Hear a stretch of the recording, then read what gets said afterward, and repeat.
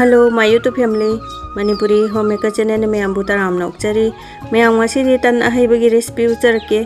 अखोगी तन अहेब से मसक जे आमना फजना संगांगना दुरेगी आमना सॉफ्ट ओइना को अखोगी ऐगाना बांबोना हौबदो दुमाइना चप मानना मखलनी हौजरके मखलनी दुरेगी अपांबा मखनबियो दुकी मतिक हावबने मसकसिसु दुकी मतिक फजबने यंबियो मैम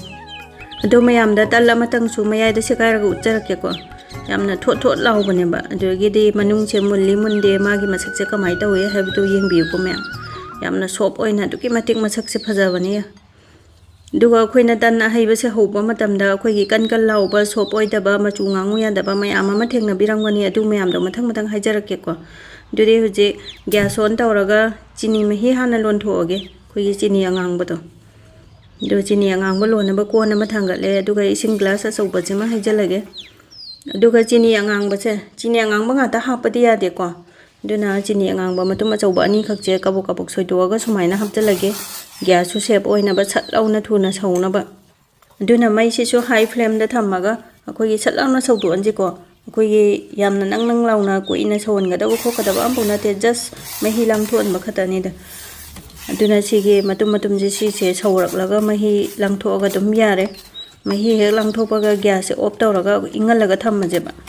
अदुगा अखोइगी कइनोदा चीनी अंगांगबदा अखोइगी चूगी मक्रिंग कैका अदुम खितंग अदुम यावबनेको अदुना चाजुम अमदा चलोनी अमता चुमथोगा इंगलगा थम्मजेको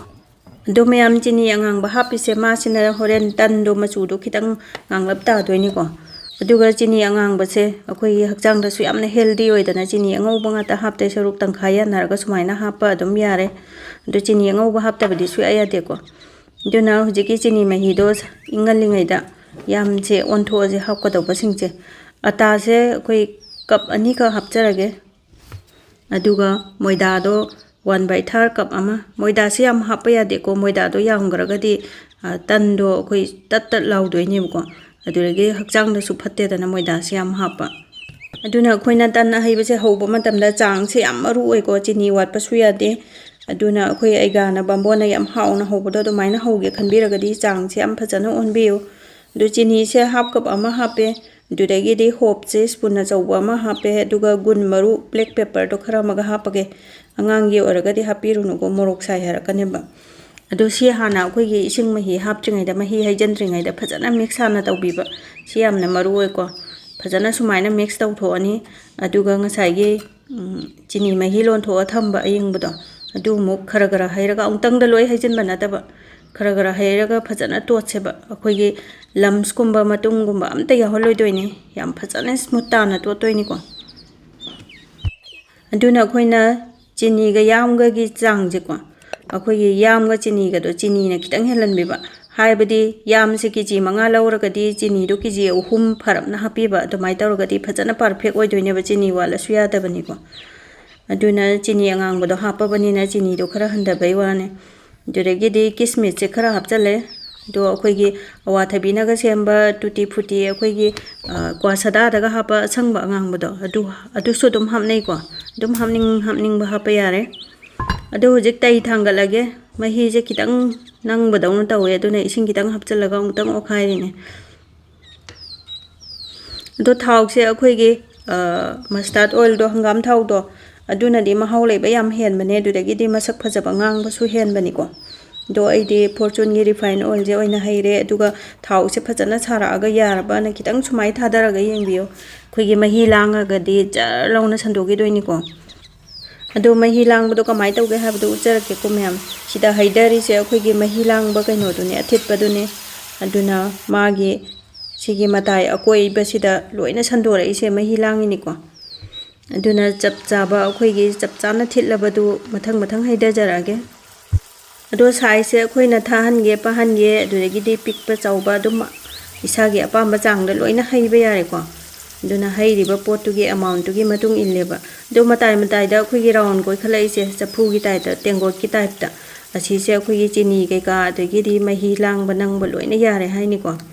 अदुना गैस से अखोइगी low flame दिदि थम्बिबा याद्रे अदुना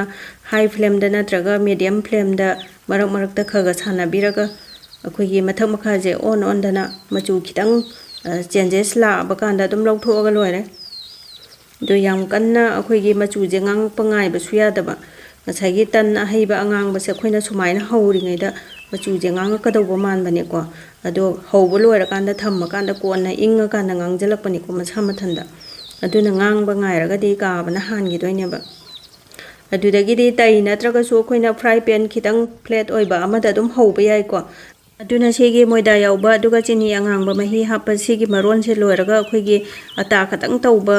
ama thitlaga khoigi fry pan da tawjarake ko si loira kanda do sumaina machu je khitang olakpaga dum chatlauna lauthokpa yare do ai de khoigi matai da khitang crispy oiba krem ga lawba do yam hawe na khitang mairau se khitang hen bai wani ko aduna sumaina ngangak tringai da dum lauthokpa yare sigi se mairau helabane ba aduna sumaina same process ta loina chamana na hudo ko do video se loina utana lairaga di yam changani adudagi di mayam gi chileba matam su manghan janingde aduna mathangi step amu haujarage ko mathangi akhoi fry pan da hobdo aduga yamga moida haparoi ko sidana mo aduga thitpagi chang du su yengbiyo ma gi mahi lang banangbagi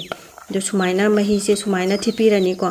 do ata se 1 cup hape aduga sugar se 1/3 cup hape tangkhai dagi khitang helapna ko adugo hok khara hapaga sumaina hitare matai da sumaina raun am koi khala ise asi se yam phajan perfect tare haini ko khoi mahi lang banangbagi chang do chigi mahi je yengbiyo ko do sumaina thipiyo magi mahi ado akhoi gi gas ju sida su chamanare hana haugi ba dumaina low flame da leidaraga thamba yadre akhoi gi medium daung thamba high flame daung thamba aduga khaga lengbiraga ko mathang makha on dana akhoi gi mundri phauba yam thu bane adum kuida bane akhoi gi tan angang ba hau base aduga magi thitpa khotpa gi chang je khangraga di aduki matik lai bane ba do sumaina mathak makha on dana machu je khitang changes lakpo bokdang tawra chiko magi mun bagi chang do dum khang bane ba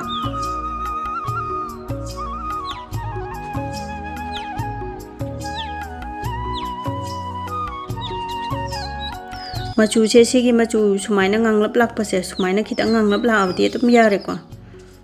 duga kon na thamma kanda dum ngangjan jarakpane mathanda aduna hauba hek loibaga chaba su hawe adoraga so khoi gi nungdang da hormaga nungalaga chaba se khuaw ama mayam do sumaina phajana maro lolaga thambiramba ko aduga nungalakan chaba gi khuaw se machu ju mayam ngangjalaga lerameba nungalakan yengba kanda ado akhoi gi aigana bambona moi gi thaba ingang gi kai gi hauba matamda noma watlingai da hauraga sumaina thammaga thammine badum duga sop oiba su hele sumaina thamba china kudakta chaba budi yam phajana sop oibani yengbiyo ma'am